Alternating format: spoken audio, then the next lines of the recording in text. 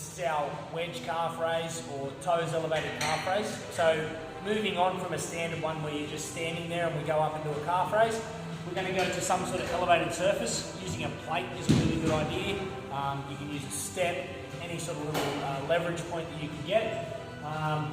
You can do it also close to a wall, so if you want to stick your hands out. Now we're obviously not leaning on the wall and gaining any assistance from it, it's just used as a balance point.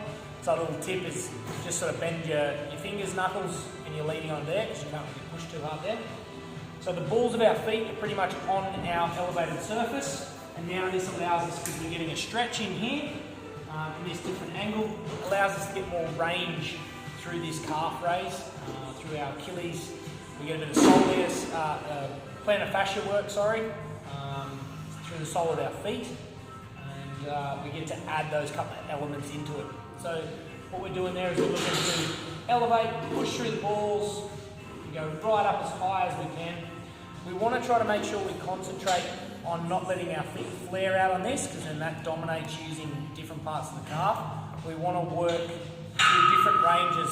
Now you can turn the toes out, the heels in, that'll work through a range. Straight ahead, that works through another part of the calf, and then toes in, heels out. So depending on what's programmed, so make sure you take note of that based on how it's written down.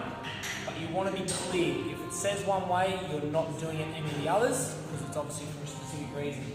And just keep pushing through and working, staying in those lines. If it is given that you have to do a certain direction, don't try to wobble all over the place. So again, but the main one will be nice and straight. Push through the balls, elevate right up nice and high. Point those toes like a ballerina.